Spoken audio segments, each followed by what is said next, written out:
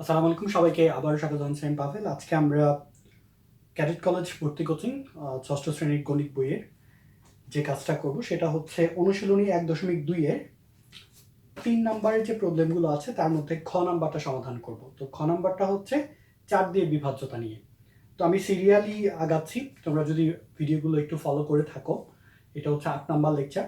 তো এর আগে অর্থাৎ 7 নাম্বার লেকচার যেটা করেছি আমি 4 দ্বারা বিভাজ্যতা এবং 5 দ্বারা বিভাজ্যতার নিয়মটা নিয়ে আলোচনা করেছি। এখন হচ্ছে এই রিলেটেড প্রবলেমগুলো সলভ করছি। তো আমি যে কাজটা করছি সিরিয়ালি সবগুলো প্রবলেম শুধু সলভ না করে তার বেসিক আইডিয়াগুলো নিয়ে আলোচনা করছি, তারপরে হচ্ছে সেই রিলেটেড প্রবলেমগুলো সলভ করছি। তো এখন আমরা 4 দিয়ে বিভাজ্যতার যে অঙ্কগুলো আছে সেগুলো সমাধান করব। তো তার আগে আমি তোমাদেরকে রিকোয়েস্ট করব যে তোমরা এর আগের লেকচারটা যদি একটু দেখে আসো তাহলে এটা বোঝা খুবই সহজ হয়ে যাবে। তো আমরা শুরু করি। এটা হচ্ছে 3-এর খ, 4 দিয়ে বিভাজ্য কিনা এগুলো আমাদেরকে টেস্ট করতে হবে। 3-এর খ, 3টা অঙ্ক আছে, একটা হচ্ছে 8, 5, 4, 2, একটা আছে 2, 1, 8, 4 এবং আরেকটা আছে 5, 2, 7, 4। তো এখানে আমরা তিনটাই দেখব যে 4 দ্বারা বিভাজ্য কিনা। প্রথমে একটা জিনিস বলি যে গত পর্বে আলোচনা করেছিলাম যে এগুলো 4 দ্বারা বিভাজ্য হবে কখন। আমরা জানি যে যখন কোনো সংখ্যার একক আর দশক স্থানীয় অঙ্ক ধরে যে সংখ্যাটা পাওয়া যায়, অর্থাৎ এখানে আছে 42 যদি 4 দ্বারা বিভাজ্য হয় পুরো সংখ্যাটা 4 দ্বারা বিভাজ্য হবে, আর যদি 42 4 দ্বারা বিভাজ্য না হয় তাহলে পুরো সংখ্যাটা 4 দ্বারা বিভাজ্য হবে না। তো আমরা জানি যে 42 4 দ্বারা বিভাজ্য না, তার মানে এই পুরো সংখ্যাটা 4 দ্বারা বিভাজ্য না। এবং এই লজিকটা কেন কাজ করে সেটা কিন্তু আমি গত লেসনে আলোচনা করেছি, সেটা তোমরা দেখে আসবে।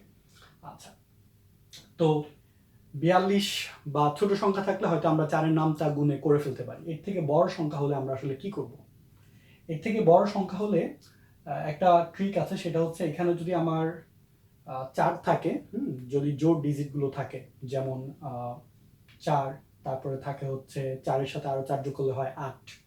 তো এরকম কিছু ট্রিক তোমরা নিজেরা বের করতে পারবে। যেমন 4-এর সাথে এই পাশে যদি জোড় ডিজিট থাকে তাহলে এরা সবসময় বিভাজ্য হবে। যেমন 4-এর বাম পাশে যদি থাকে 6, 64, 4 দ্বারা বিভাজ্য। 4-এর বাম পাশে যদি থাকে আরেকটা জোড় ডিজিট বলি 2, তাহলে এটা 4 দ্বারা বিভাজ্য হবে। আর 4-এর বাম পাশে যদি বিজোড় ডিজিট থাকে সেগুলো 4 দ্বারা বিভাজ্য হয় না। যেমন 4-এর বাম পাশে আছে হচ্ছে 7, 74, সো এটা 4 দ্বারা বিভাজ্য না। এভাবে করে তোমরা নিজেরা চেষ্টা করলে কিন্তু কিছু ট্রিক বের করতে পারবে। তো এখন হচ্ছে আমি দেখাবো যে লেখাটা কিভাবে করে তোমরা লিখবে, কিভাবে বিস্তারিত প্রবলেমটা সলভ করতে হয়। আমি জাস্ট একটা দেখাচ্ছি, বাকি দুইটা মুখে বলে দিব, তোমরা এগুলো পারবে আশা করি। প্রথমে আমরা এটা লিখি। এখানে লিখবো যে 8, 5, 4, 2 সংখ্যাটির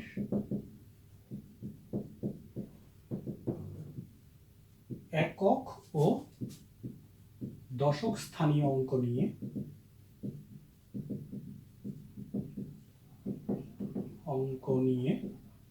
গঠিত সংখ্যা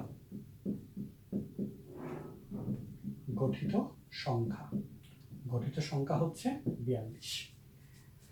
অর্থাৎ এই সংখ্যাটার মধ্যে একক এবং দশক স্থানীয় অঙ্ক নিয়ে যে সংখ্যাটা পাওয়া যায় সেটা হচ্ছে 42, যা 4 দ্বারা বিভাজ্য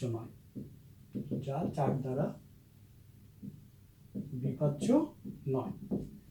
সুতরাং মূল সংখ্যাটি অর্থাৎ 8, 5, 4, 2 সংখ্যাটিও 4 দ্বারা বিভাজ্য নয়।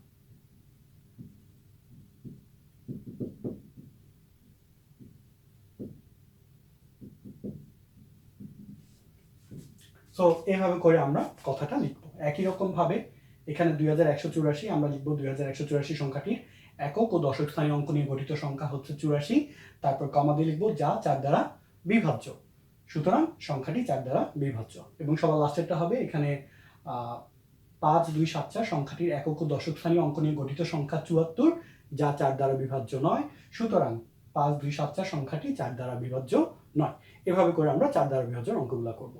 তো এতক্ষণ পর্যন্ত অর্থাৎ এটা 8 নাম্বার লেকচার পর্যন্ত এসে আমরা যে জিনিসগুলো শিখেছি সেগুলো হচ্ছে 2 দ্বারা বিভাজ্যতা, 3 দ্বারা বিভাজ্যতা, 4 দ্বারা বিভাজ্যতা, 5 দ্বারা বিভাজ্যতা এবং এই রিলেটেড প্রবলেমগুলো সলভ করেছি, সেই সাথে মৌলিক সংখ্যা এবং সহমৌলিক সংখ্যা।